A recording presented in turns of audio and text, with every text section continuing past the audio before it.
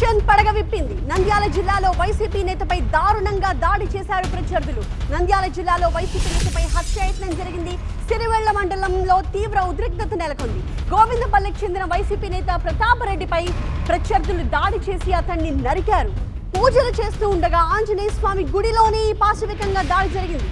2017 మేలో ప్రతాపరెడ్డి అన్న మాజీ ఎంపీపీ ప్రభాకర్ రెడ్డిని, శ్రీనివాస్ రెడ్డిని అతి దారుణంగా హత్య చేశారు ప్రత్యర్థులు.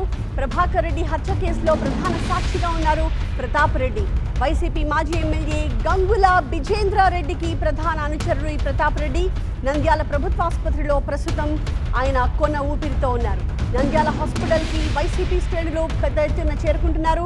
2017 మేలో ప్రతాపరెడ్డి అన్న ప్రభాకర్ రెడ్డి కూడా దారుణ హత్యకు గురయ్యారు.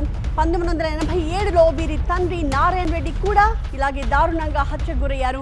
తాజాగా ప్రతాప్ రెడ్డిపై అటాక్ జరిగింది. దీంతో ఒక్కసారిగా ఆ ప్రాంతంలో కలకలం రేగింది. ప్రస్తుతం వైసీపీ నేతలంతా కూడా వరుస పెట్టి ప్రభుత్వ ఆసుపత్రికి చేరుకుంటూ ఉన్నారు.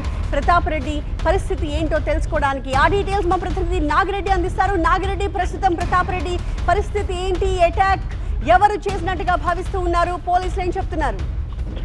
గ్రామానికి చెందిన ప్రతాప్ రెడ్డి ప్రత్యర్థులే ఈ హత్యాయత్నానికి ఒడిగట్టారు. ఉదయం ఆంజనేయ స్వామి గుడిలో పూజలు చేసేందుకు ఉన్న ప్రతాప్ రెడ్డిపై ఒక్కసారిగా గుడిలోనే వేట కొడవలతో దారుణంగా నరికారు. అతను మన ఊపిరితో ప్రస్తుతం నంద్యాల ఆసుపత్రిలో కొట్టుమిట్టాడుతున్నారు. అతన్ని బతికించేందుకు డాక్టర్లు శత విధాల ప్రయత్నం చేస్తున్నారు. తను ప్రతాప్ రెడ్డి తన అన్న ప్రభాకర్ రెడ్డి హత్య కేసులో సాక్షిగా ఉన్నాడు. ప్రస్తుతం కోర్టు విచారణలో హత్య కేసు విచారణలో ఉండగా ఈ సాక్షిపై హత్యాయత్నం జరగడం అనేది కొంచెం సంచలనంగా మారింది. వీళ్ళ ఫాదర్ ఎవరైతే ఉన్నారో ప్రభాకర్ రెడ్డి, ప్రతాప్ రెడ్డిల ఫాదర్ నారాయణ రెడ్డి ఎవరైతే ఉన్నారో ఆయన కూడా 1987లో దారుణ హత్యకు గురయ్యారు.